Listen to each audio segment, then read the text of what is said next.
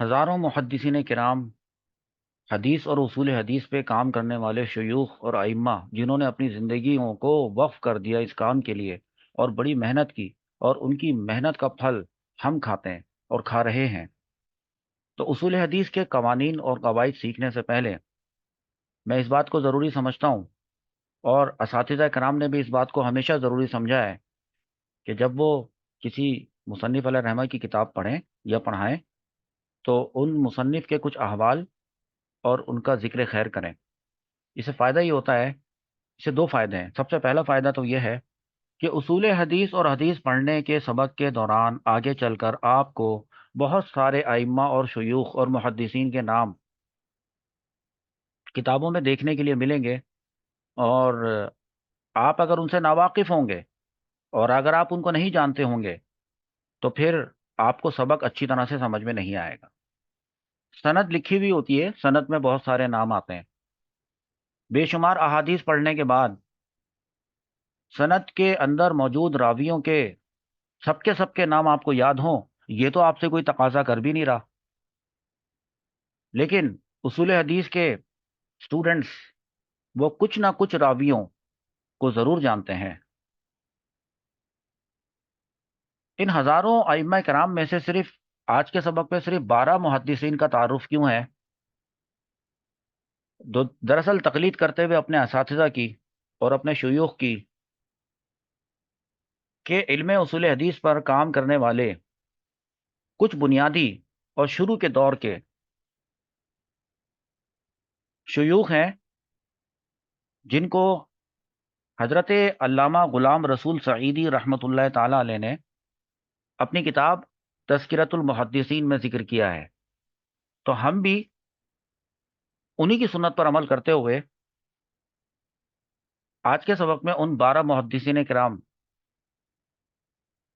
کے نام آپ کو بتائیں گے، ان کی تاریخ پیدائش اور ان کا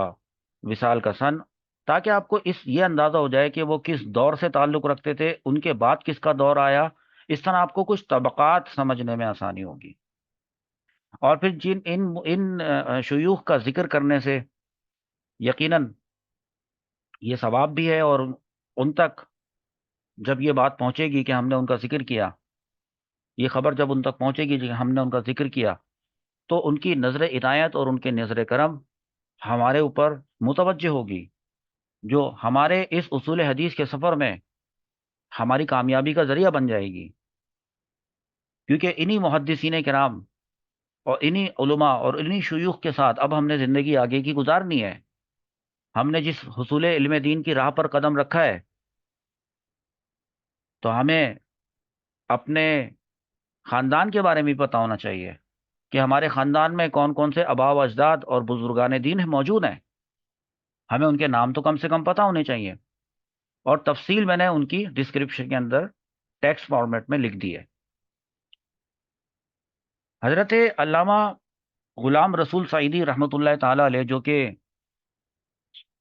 صحیح بخاری شریف کے شارح ہیں، اور آج کے دور میں سب سے لیٹسٹ اور ریسنٹ شرح صحیح بخاری شریف کی نعمت الباری ہے۔ شرح صحیح مسلم بھی آپ نے تصنیف فرمائی ہے، اور آپ مفسر قرآن بھی ہیں، شیخ الحدیث بھی ہیں، علامہ غلام رسول سعیدی رحمۃ اللہ تعالی علیہ، ان کا نام نوٹ کر لیں آپ۔ ان کے نام سے بھی برکت حاصل کرتے ہوئے انہوں نے اپنی کتاب میں جن 12 اماموں کا ذکر کیا ہے، کتاب تذکرۃ المحدثین میں، ہم بھی ان کا صرف آپ کو نام بتائیں گے اور ڈیٹیل آپ کو ڈسکرپشن میں دیں گے۔ دیکھیے، یہ ایک ٹیبل ہے جس کے اندر سب سے پہلے حضرت علامہ غلام رسول سعیدی رحمۃ اللہ تعالی علیہ کی ترتیب کے مطابق سب سے پہلا نام ہے حضرت امام اعظم امام ابو حنیفہ رحمۃ اللہ تعالی علیہ کا۔ ٹھیک ہے، آپ کی جائے ولادت کوفہ، آپ کوفہ میں پیدا ہوئے، 80 ہجری کو پیدا ہوئے، 150 ہجری میں آپ کا وصال ہوا، 70 سال آپ نے عمر پائی۔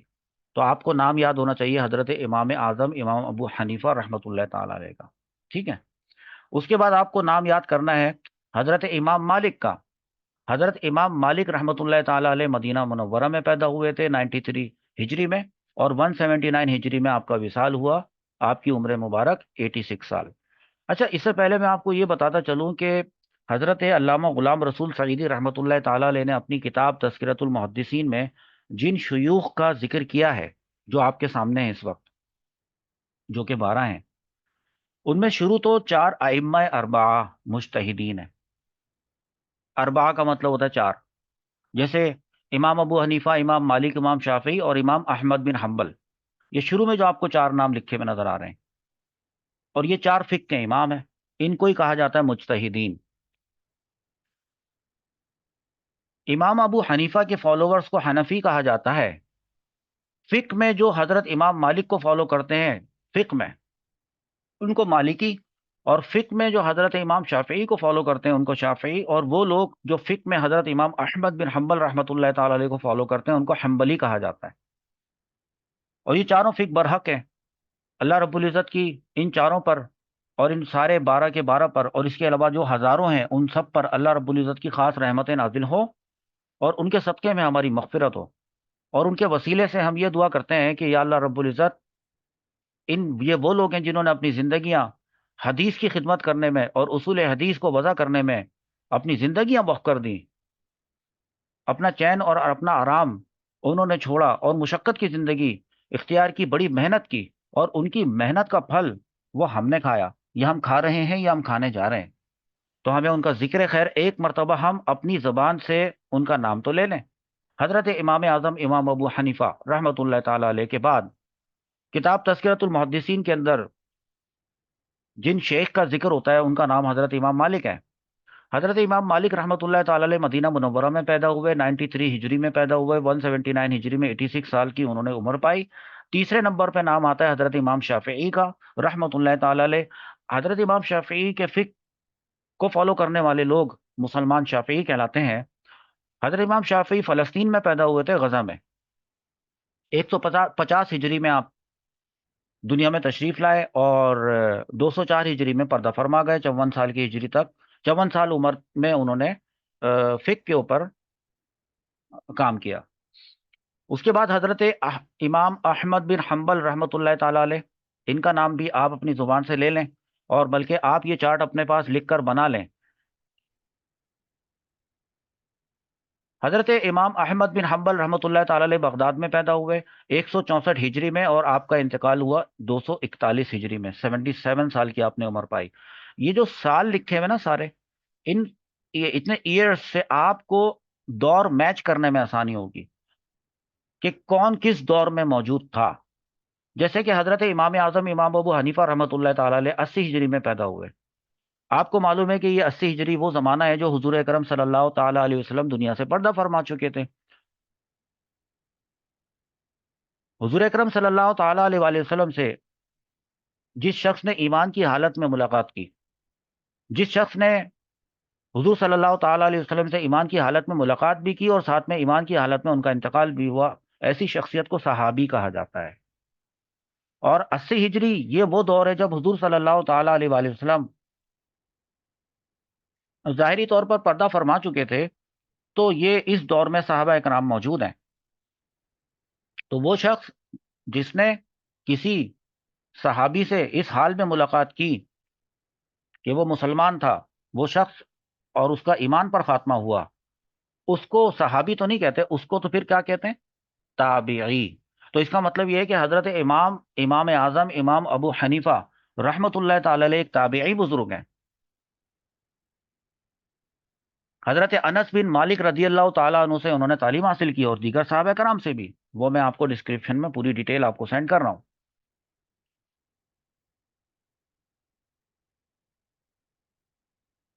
حضرت امام احمد بن حنبل رحمۃ اللہ تعالی علیہ کے بعد حضرت علامہ غلام رسول سعیدی رحمۃ اللہ تعالی علیہ نے اپنی کتاب میں جن امام صاحب کا ذکر کیا ہے 5ویں نمبر پر، اور وہ نام ہے حضرت امام محمد کا۔ یہ سارے نام، ان سے آپ کا واسطہ پڑنے والا ہے بہت زیادہ۔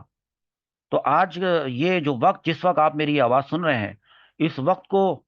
کی قدر کریں، اور اللہ رب العزت کا شکر ادا کریں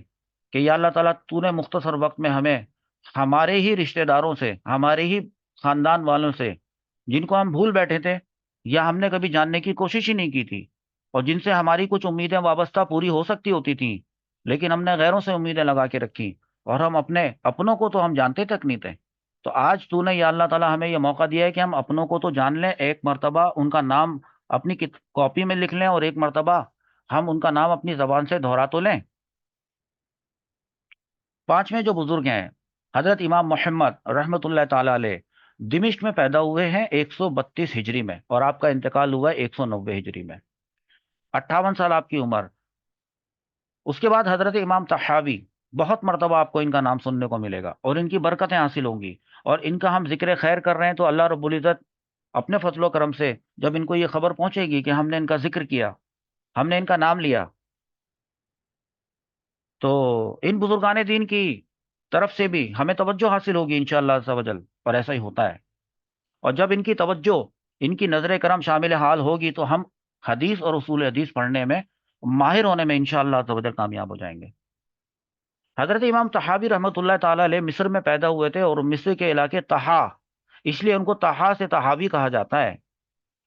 239 ہجری میں پیدا ہوئے تھے، 239 ہجری میں، اور آپ کا وصال ہوا 321 ہجری میں، 321، 82 سال کی آپ کی عمر تھی۔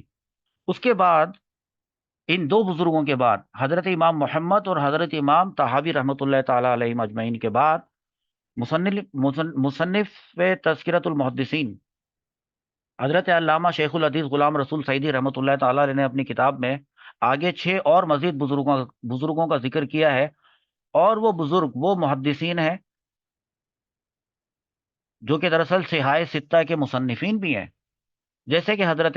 امام بخاری رحمۃ اللہ تعالی علیہ، بخارا میں پیدا ہوئے تھے 194 ہجری میں، اور آپ کا وصال 256 ہجری میں ہوا تھا، 62 سال کی عمر آپ نے پائی تھی۔ اور کیا کام کیا آپ نے اتنی سی چھوٹی سی عمر میں، 62 سال کی عمر میں، کتنا کام آپ کر گئے! اللہ تعالیٰ کی ان پر رحمت اور ان کے صدقے ہماری مغفرت ہو، اور ہم اپنے مقصد میں، حصول علم دین میں کامیاب ہو جائیں۔ اس کے بعد نام آتا ہے حضرت امام مسلم رحمۃ اللہ تعالی علیہ کا، نیشا پور کے اندر خراسان میں پیدا ہوئے تھے، اس لیے ان کو نیشا پوری بھی کہا جاتا ہے۔ اور ان تمام بزرگوں کے کچھ تفصیلی واقعات میں، ان کی زندگی کے بارے میں جو ڈیٹا میرے پاس ہے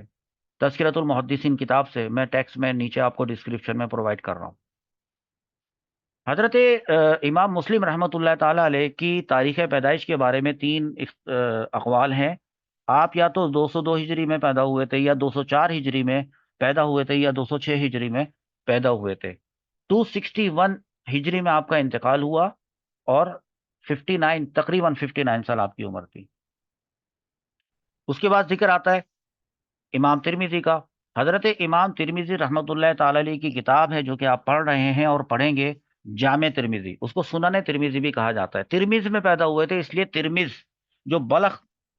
سے تعلق رکھتا ہے، ترمذ کی وجہ سے ترمذی کہلاتے ہیں۔ 209 ہجری میں پیدا ہوئے تھے، 279 ہجری میں آپ کا وصال ہوا، اور 70 سال آپ کی عمر۔ اس کے بعد حضرت امام داؤد رحمۃ اللہ تعالی علیہ، حضرت امام ابو داؤد کی کتاب آپ پڑھتے ہیں، سنن ابی داؤد، صحیح احادیث پر مشتمل کتاب، سجستان میں پیدا ہوئے 202 ہجری میں۔ آپ کو کچھ اندازہ ہو رہا ہوگا کہ ہم یہ سب سبق کیوں پڑھ رہے ہیں۔ آپ نوٹ کریں تو آپ کو دور میچ کرنے میں آسانی ہوگی۔ مثال کے طور پہ آپ نے جانا کہ حضرت امام ابو داؤد رحمۃ اللہ تعالی علیہ 202 ہجری میں پیدا ہوئے تھے۔ اب آپ بتائیں ان کا زمانہ کس سے ملتا ہوا آپ کو محسوس ہو رہا ہے؟ ایک مثال کے طور پہ آپ کو بتا رہا ہوں، تو آپ دیکھیں گے کہ بھائی جب آپ 202 ہجری میں پیدا ہوئے تو وہ تو 209 ہجری کی وجہ سے آپ امام ترمذی کے زمانے میں بھی آپ بھی موجود ہیں۔ اسی طرح سے آپ حضرت امام مسلم رحمۃ اللہ تعالی علیہ، وہ خود 202 ہجری میں پیدا ہوئے ہیں، ان کا انتقال جلدی ہو گیا 261 ہجری میں، جبکہ امام ابو داؤد کا انتقال 275 ہجری میں۔ اس کا مطلب ہے کہ یہ سب ایک ہی دور کے بزرگ ہیں۔ اب آپ کو سمجھ میں آ رہا ہے؟ ہاں، البتہ مثال کے طور پہ حضرت امام ابو داؤد رحمۃ اللہ تعالی علیہ، وہ جو کہ 202 ہجری میں پیدا ہوئے ہیں، اگر میں آپ سے یہ پوچھوں کہ اس وقت حضرت امام اعظم امام ابو حنیفہ رحمۃ اللہ تعالی علیہ کا دور تھا، تو آپ بتائیں گے یہ دیکھ کر؟ امام اعظم 80 ہجری میں پیدا ہوئے تھے، اور 150 ہجری میں پردہ فرمایا تھا، تو اس کے اس دور میں، اس ٹائم پیریڈ کے دور میں 202 ہجری تو نہیں آتا نا۔ تو لہٰذا اب آپ یہ دیکھیں گے کہ حضرت امام ابو داؤد رحمۃ اللہ تعالی علیہ کس کس کے دور میں پائے جا رہے ہیں۔ اب اگر ہم آپ سے پوچھیں کہ حضرت امام شافعی رحمۃ اللہ تعالی علیہ کے دور کو چیک کر کے بتائیں کہ کیا ایسا ہو سکتا ہے کہ حضرت امام داؤد کی ملاقات حضرت امام شافعی سے ہوئی ہو، تو آپ دیکھیں گے کہ حضرت امام شافعی 204 ہجری میں انتقال کر چکے تھے، اور حضرت امام شافعی کے انتقال سے صرف 2 سال پہلے 202 ہجری میں امام ابو داؤد پیدا ہوئے تھے، لہذا ملاقات ثابت نہیں ہے۔ آپ سمجھ رہے ہیں بات کیا ہو رہی ہے؟ اچھا، اس کے بعد جو 11ویں نمبر پہ سنن نسائی کی مصنف علیہ رحمہ حضرت امام نسائی کا نام ہے رحمت اللہ تعالی علیہ۔ آپ نسا میں پیدا ہوئے تھے، اس لیے نسائی کہا جاتا ہے، خراسان میں 215 ہجری میں پیدا ہوئے تھے۔ 215 ہجری میں پیدا ہوئے، 303 ہجری میں آپ کا وصال ہوا، 88 سال آپ نے عمر پائی۔ اس کے بعد جو ہماری چھٹی کتاب ہے سیاہ ستہ کی سنن ابن ماجہ، اس کے مصنف ہیں حضرت امام ابن ماجہ رحمت اللہ تعالی علیہ۔ یہ بڑا شکر کا مقام ہے اور بڑے فخر کا مقام ہے آپ کے لیے اس وقت جو وقت گزر رہا ہے، جب آپ یہ ویڈیو دیکھ رہے ہو یا آپ لائیو ہیں، کیونکہ عوام کو تو اکثر کو ان بزرگان دین کے نام پتہ تک نہیں ہوتے، نہ پتہ ہوتے ہیں نہ وہ جاننے کی کوشش کرتے ہیں، اور وہ یہ سمجھتے ہیں کہ یہ ان کا کام نہیں ہے۔ لیکن خاص طور پہ آپ لوگ عوام تو نہیں ہے، آپ تو خواص ہیں، آپ لوگ تو خواص ہیں، آپ لوگوں کے لیے تو فرض ہے یہ جاننا، ان بزرگان دین کے بارے میں جاننا، اور خاص طور پہ جو میں نے ڈسکرپشن کے اندر کچھ ڈیٹا آپ کو پرووائڈ کیا ہے اس کو بھی آپ اپنے پاس نوٹ کریں گے۔ حضرت امام ابن ماجہ رحمۃ اللہ تعالی علیہ، ان کی کتاب ہے، اللہ رب العزت ہمیں وہ کتاب پڑھنے کی، اس کے اندر موجود احادیث کو پڑھنے کی، سمجھنے کی توفیق عطا فرمائے، بلکہ ان تمام بزرگان دین خاص طور پہ حضرت امام بخاری، حضرت امام مسلم، حضرت امام ترمذی، حضرت امام ابو داؤد، حضرت امام نسائی اور حضرت امام ابن ماجہ رحمۃ اللہ تعالی علیہ اجمعین، ان سب کی کتابیں، ان میں لکھی ہوئی ایک ایک حدیث کو ہمیں محبت کے ساتھ پڑھنے اور سمجھنے کی توفیق عطا فرمائے، اور ہم پہ آسان فرمائے، اور ہمارے حصول علم دین کی راہ میں آنے والی تمام رکاوٹوں کو اللہ رب العزت ان بزرگان دین کے وسیلے سے صدقے میں ان رکاوٹوں کو دور فرمائے۔ تو 12ویں نمبر پہ ہم جن کا نام لے رہے ہیں، دراصل آپ یہ کہیں کہ آج کے سبق میں ہم نے نام لیے ہیں، ہم نے حضرت امام اعظم امام ابو حنیفہ کا نام لیا ہے، اور اس کے بعد ہم چلتے چلتے آ گئے ہیں، ہم نام لے رہے ہیں حضرت امام ابن ماجہ رحمت اللہ تعالی علیہ کا نام لے رہے ہیں ہم۔ تو اس نام لینے پر جو اللہ تعالیٰ نے ہمیں آج یہ دن دکھایا ہے کہ ہم نام لے رہے ہیں،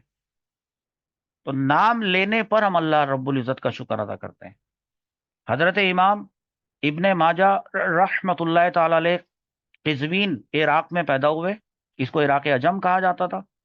209 ہجری میں پیدا ہوئے تھے۔ اب آپ بتائیں کہ 209 ہجری میں اور کون پیدا ہوا تھا، سوچیں۔ تو آپ کو پتا چلے گا کہ حضرت امام ترمذی رحمت اللہ تعالی علیہ بھی 209 ہجری میں پیدا ہوئے تھے۔ آپ پیدا ہوئے تھے ترمذ میں، حضرت امام ابن ماجہ آپ پیدا ہوئے تھے عراق میں، یہاں پر۔ اب سمجھ میں آ رہا ہے آپ کو؟ اچھا، 209 ہجری میں پیدا ہوئے، 273 ہجری میں آپ کا انتقال ہوا، 64 سال آپ نے عمر پائی۔ الحمدللہ رب العالمین، آج ہم نے 12 اماموں کے نام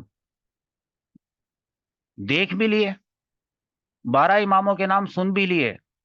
اور امید کرتا ہوں کہ 12 اماموں کے نام اپنی زبان سے ادا کر بھی لیے، اور رہی بات باقی کے ڈیٹا کی، تو وہ ڈیٹا آپ ڈسکرپشن میں سے لے کر بڑی محبت کے ساتھ اپنی ڈائری میں یا اپنی نوٹ بک میں اپنے رجسٹر میں لکھیں، اور آگے اب ہم اصول حدیث جو پڑھنا شروع کریں گے اس میں ان اماموں کے نام بکثرت آپ کے سامنے آئیں گے، ان کے اساتذہ کے نام اور ان کے تلامذہ کے نام، جو ان کے شاگرد ہیں ان کے نام بھی آئیں گے، جو کہ آپ کے ڈسکرپشن میں موجود ہیں۔ ان کی ایک فہرست بنائیں، اور اللہ رب العزت سے دعا کریں کہ اللہ تعالی ہم سے راضی ہو اس کام میں، اور ہماری مدد فرمائے کہ ہم علم اصول حدیث سیکھنے میں اور سکھانے میں کامیاب ہو جائیں۔